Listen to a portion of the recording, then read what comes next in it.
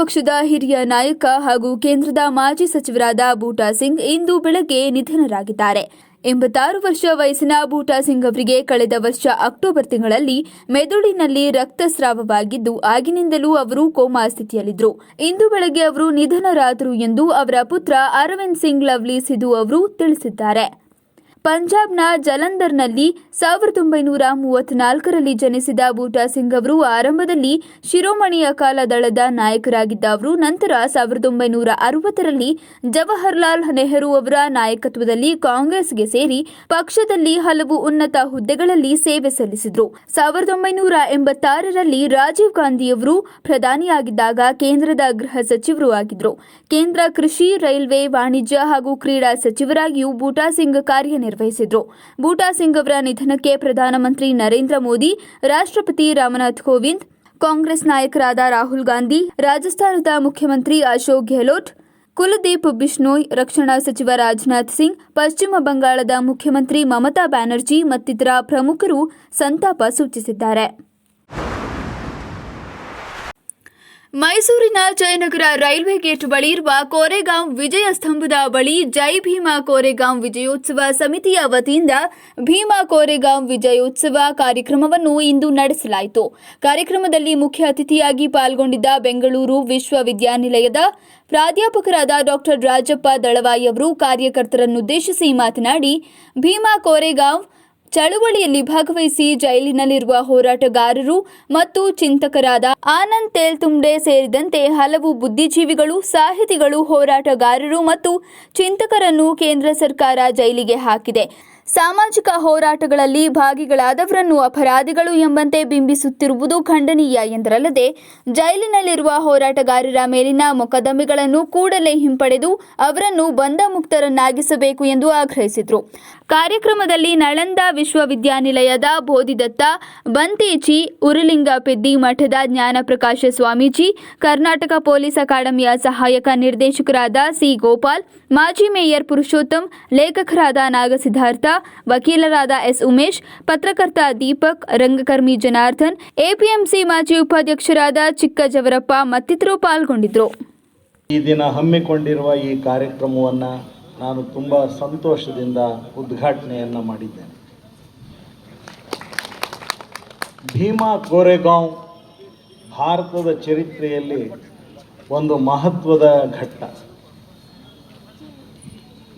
ಅದು ಎರಡು ಅರ್ಥಗಳು. ಒಂದು, ಭೀಮಾ ಕೋರೆಗಾಂವ್ ಭೀಮಾ ನದಿ ತೀರದಲ್ಲಿದೆ.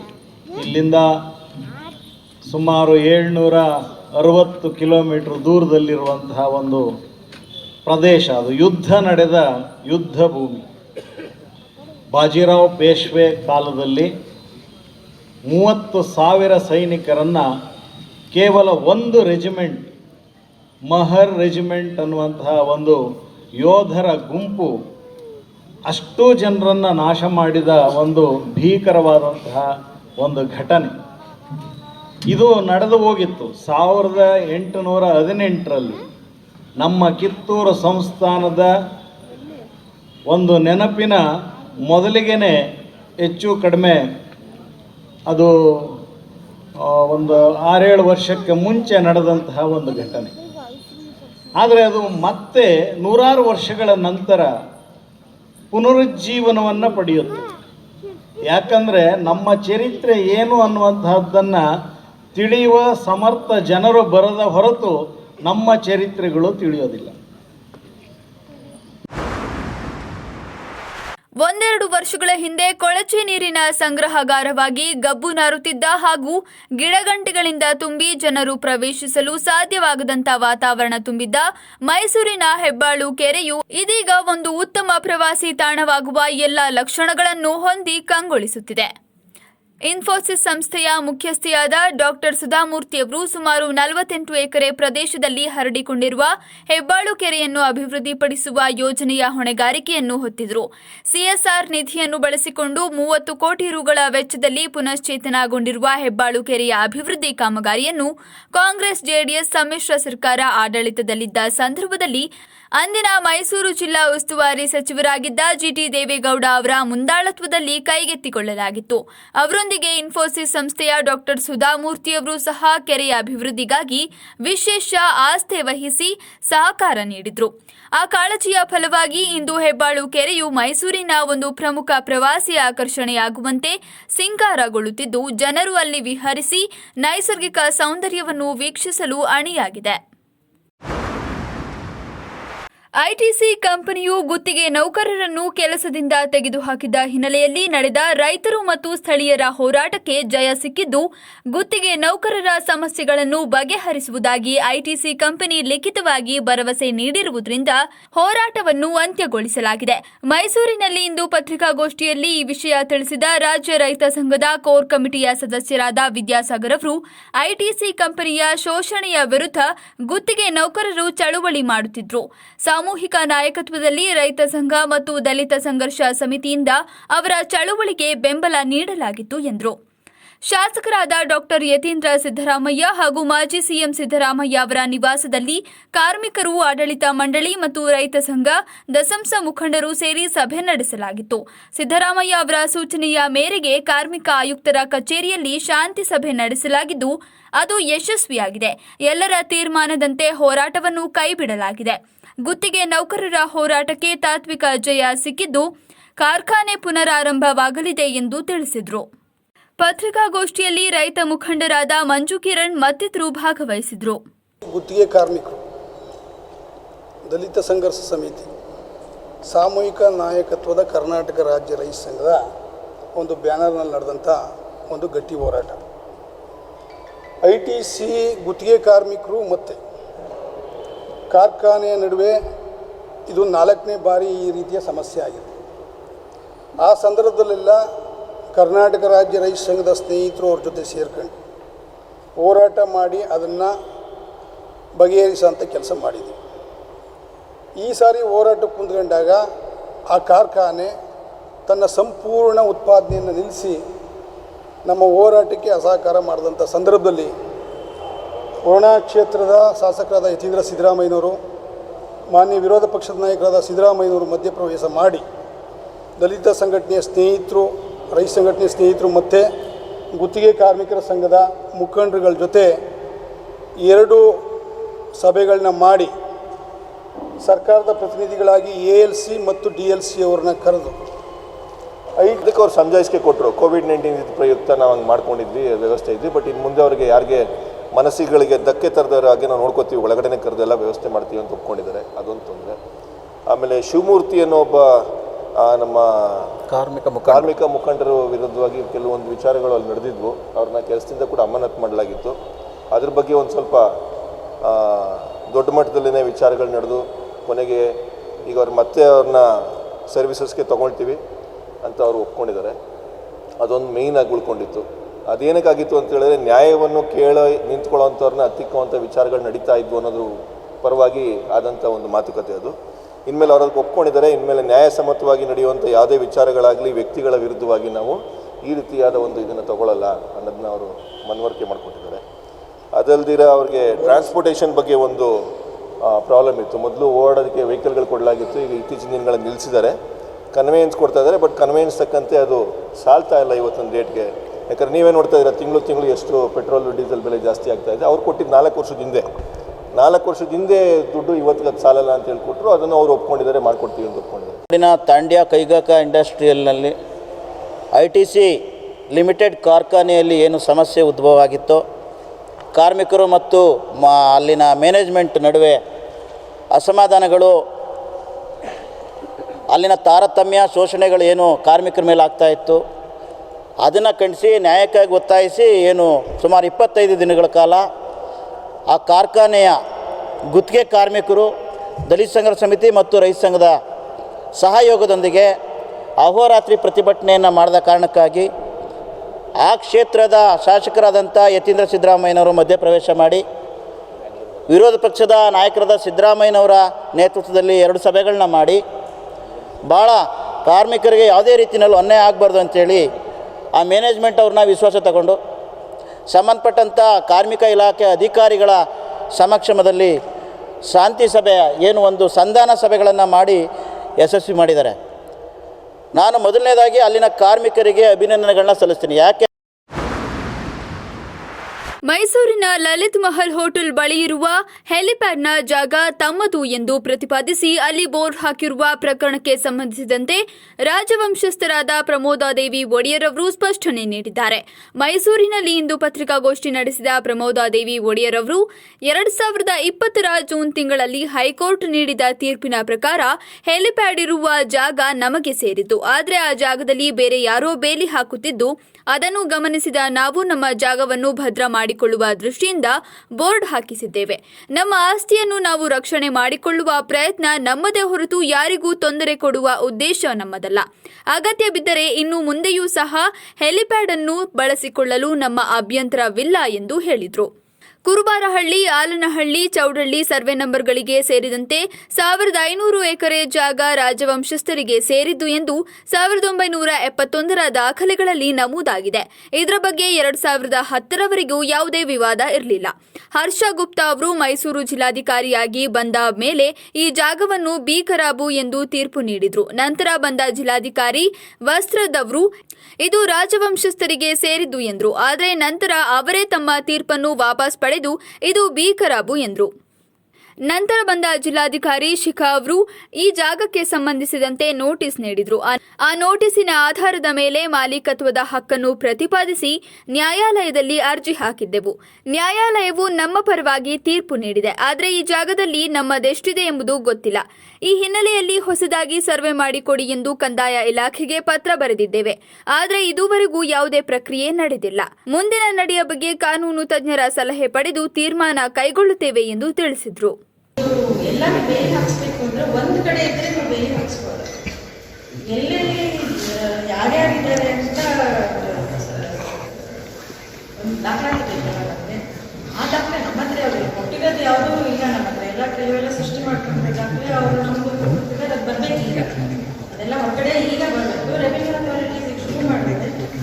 ನಮಗೆ ಕೋರ್ಟ್ ಡೈರೆಕ್ಷನ್ ಏನಿದೆ ಇವ್ರದ್ದು ಇದ್ರ ಪ್ರಕಾರ ಫೈನಲ್ ಆರ್ಡರ್ ಹೋಗ್ತಾರೆ. ಅದರಲ್ಲಿ ಇನ್ನೊಂದು ಜೂನಲ್ಲಿ ಆರ್ಡರ್ ಆದ ನಂತರ ನಿಮಗೆ ಮುಂದಿನ ಪ್ರೊಸೀಜರ್ ರೆವಿನ್ಯೂ ಡಿಪಾರ್ಟ್ಮೆಂಟ್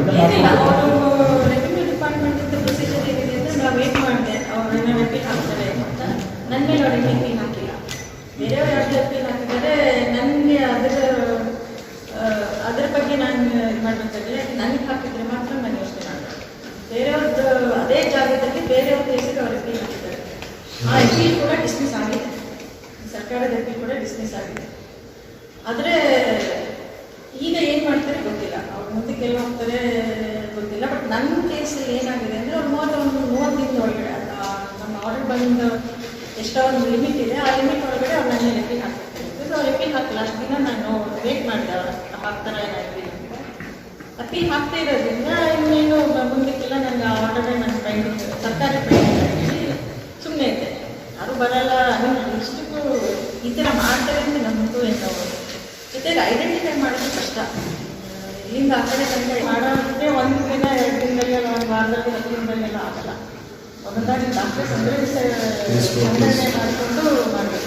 ಪ್ರೈವೇಟ್ನವರ ಜೊತೆಗೆ ಆಸ್ತಿಯವರ ಜೊತೆಗೆ ಸರ್ಕಾರ ಕೂಡ ನಿಮ್ಮ ಜಾಗದಲ್ಲಿ ಅನೇಕ ಬಿಲ್ಡಿಂಗ್ಗಳನ್ನ ಕಟ್ಟಿದ್ದಾರೆ. ಅದು ಅಕ್ವಿಸಿಷನ್ ಪ್ರೊಸೆಸ್ ಆಗಿದೆಯೋ ಇರೋ ಗೊತ್ತಿಲ್ಲ. ಒಂದೇ ಒಂದು ಸಿದ್ಧಾರ್ಥ ಲೇಔಟ್ ಬಡಾವಣೆ ಮಾಡಬೇಕಾದ್ರೆ ಮಾತ್ರ ಅಕ್ವಿಸಿಷನ್ ಪ್ರೊಸೆಸ್ ನಡೆದಿತ್ತು ಅಂತ. ಆಗ ಕಂಪೋಸಿಷನ್ ಕೊಟ್ಟಿತ್ತು, ಬಟ್ ನೀವು ತಗೊಂಡಿಲ್ಲ ಅಂತ. ಹಂಗಾಗಿ ಕಂಪೋಸಿಷನ್ ಅಂತ ನಿಮ್ಮ ಜಾಗಗಳನ್ನ ಸರ್ಕಾರ ಹೇಗೆ ಯೂಸ್ ಮಾಡ್ತಾ ಇದೆ ಅಥವಾ ಅದ್ರ ಬಗ್ಗೆ ಏನು ತಗೊಂಡಿರ್ತಾರೆ? ಅಲ್ಲ ಅದೆಲ್ಲ ಕೋರ್ಟಲ್ಲಿ ಕೇಸ್ ನಡೆದಾಗ ಅದೆಲ್ಲ ಕೊಟ್ಟಿದ್ದಾರೆ. ಅದೆಲ್ಲ ಕೂಲಂಕಷವಾಗಿ ಪರಿಶೀಲನೆ ಮಾಡಿದ ಮೇಲೆ ಈ ಜಡ್ಜ್ಮೆಂಟ್ ಬರ್ತಿರೋದು. ನಮಗೆ ಯಾವುದು ರೆಕಾರ್ಡ್ ಮಾಡ್ಕೊಂಡಿರೋದಕ್ಕೆ ಯಾವುದು ನಮಗೆ ಏನು ನೋಟಿಸ್ ನನಗೆ ಗೊತ್ತಿರೋ ಹಾಗೆ ಯಾವುದು ನೋಟಿಸ್ ಇಲ್ಲ. ಒಂದಷ್ಟು ಮಹಾರಾಜರು ನಮ್ಮ ಒಡೆಯರು ಜಯಚಾಮರಾಜ ಒಡೆಯರವರ ಸಂದರ್ಭದಲ್ಲಿ ಅವರು ಮಾರಾಟ ಮಾಡಿದಂಥದ್ದಲ್ಲದೆ ಅವರ ಹೆಸರಿನಲ್ಲಿ ಕೆಲವೊಂದಷ್ಟು ಜನ ನಕಲಿ ದಾಖಲೆಗಳನ್ನ ಸೃಷ್ಟಿಸಿ ಅಲ್ಲೆಲ್ಲ ಕೂಡ ಕಬ್ಜೆ ಮಾಡ್ಕೊಂಡಿದ್ದಾರೆ ಅನ್ನೋದು ಒಂದಷ್ಟು ಅದು ನಗರಪ ಸ್ಟೇಷನ್ ಕೂಡ ಆಗಿದೆ. ಹಳೆ ಪತ್ರಗಳನ್ನ ಸೃಷ್ಟಿ ಮಾಡ್ತಕ್ಕಂಥದ್ದು, ಮೋಡಿ ಅಕ್ಷರ ಬಳಸ್ತಕ್ಕಂಥದ್ದು, ಈ ಥರದ್ದೆಲ್ಲ ಆಗಿ ನಗರಪ ಸ್ಟೇಷನ್ ಕಂಪ್ಲೇಂಟ್ಸ್ ಎಲ್ಲ ಆಗಿರೋದು. ಮೈಸೂರಿನಲ್ಲಿ ಕಟ್ಟಡ ತ್ಯಾಜ್ಯ ವಿಲೇವಾರಿ ಮತ್ತು ಸಂಸ್ಕರಣಾ ಘಟಕವನ್ನು ನಿರ್ಮಿಸುವ ಯೋಜನೆಗೆ ಈಗಾಗಲೇ ಕಾಮಗಾರಿಗಳು ಆರಂಭವಾಗಿದೆ.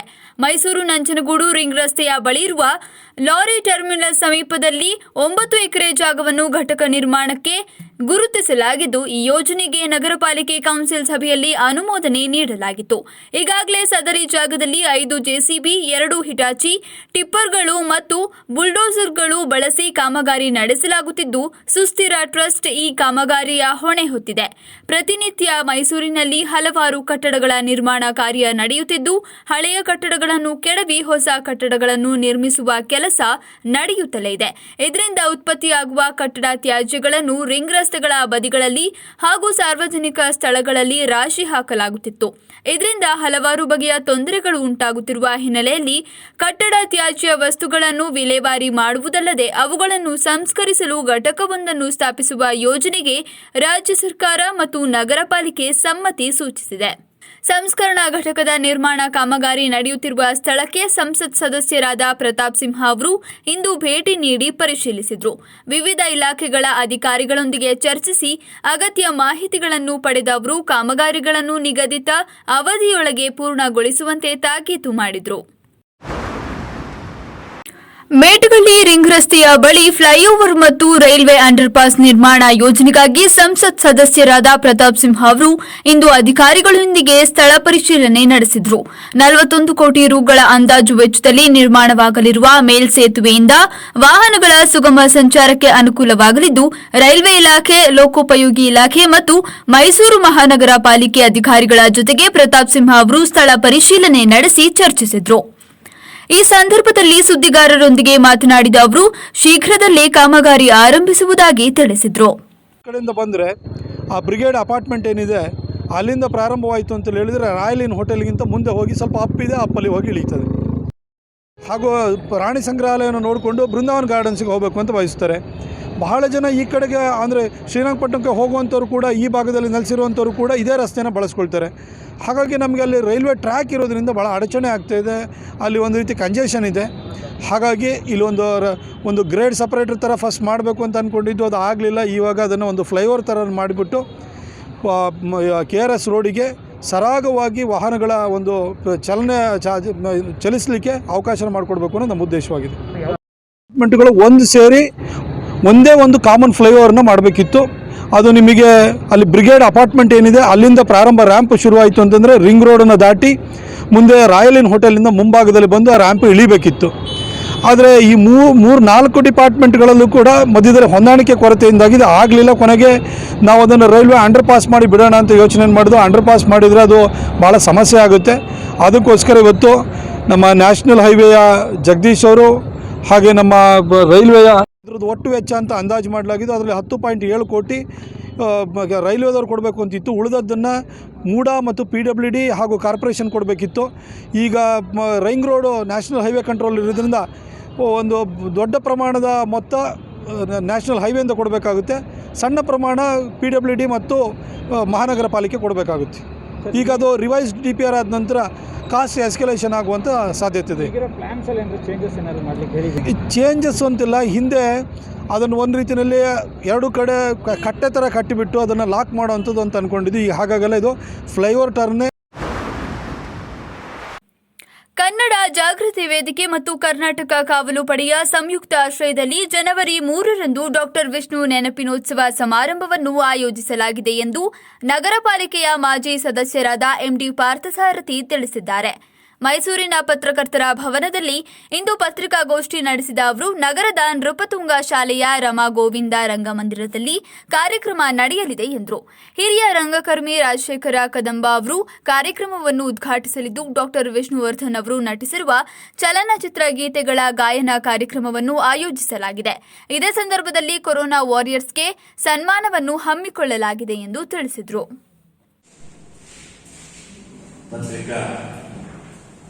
ಮಾಧ್ಯಮ ಮಿತ್ರರು, ಛಾಯಾಗ್ರಾಹಕರು ಮತ್ತು ದೃಶ್ಯ ಮಾಧ್ಯಮಗಳಿಗೆ ಹೊಸ ವರ್ಷದ ಶುಭಾಶಯಗಳನ್ನು ಹೇಳ್ತಾ, ಜನಜಾಗೃತಿ ವೇದಿಕೆ, ಸರಸ್ವತಿ ಭವನ ಮತ್ತು ಕರ್ನಾಟಕ ಕಾವಲು ಪಡೆ ಮೈಸೂರು ನಡೆಸಿಕೊಡುತ್ತಿರುವ ಈ ಕಾರ್ಯಕ್ರಮ ವಿಷ್ಣುನವರ ನೆನಪಿನೋತ್ಸವ ಇವರು ವಿಷ್ಣುವರ್ಧನ ಒಂದು ಕಾರ್ಯಕ್ರಮ ಮಾಡಬೇಕಂತ ನಮ್ಮ ಹತ್ರ ಬಂದಿದ್ದಾಗ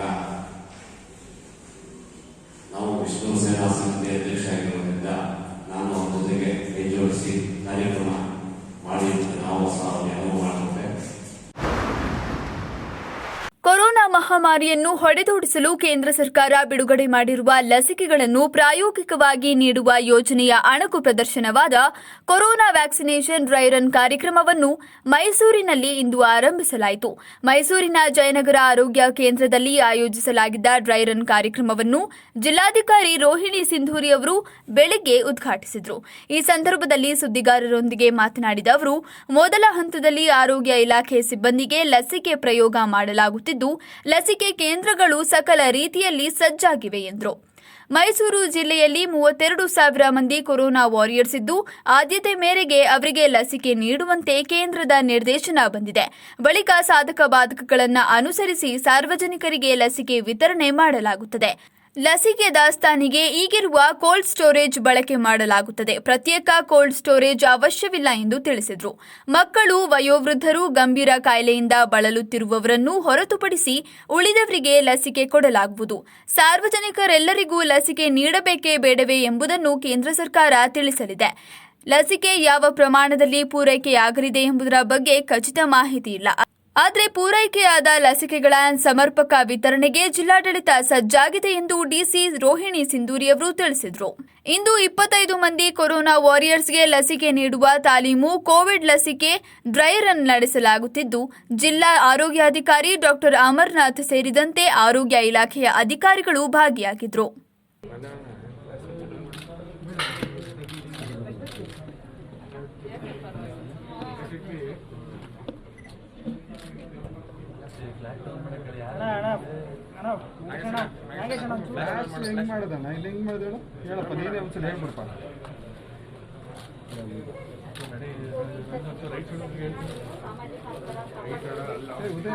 ನಾನೇನು ಮಾಡ್ತೀನಿ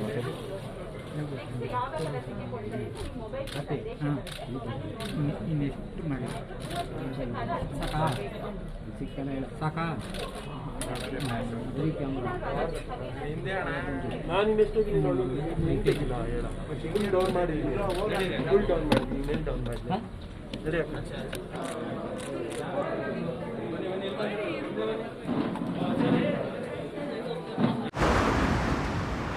ಮೈಸೂರಿನ ಪರಮಹಂಸ ಯೋಗ ಮಹಾವಿದ್ಯಾಲಯದ ವತಿಯಿಂದ ಜನವರಿ 10ರಂದು ಯೋಗ ತರಬೇತಿ ಶಿಬಿರವನ್ನು ಆಯೋಜಿಸಲಾಗಿದೆ.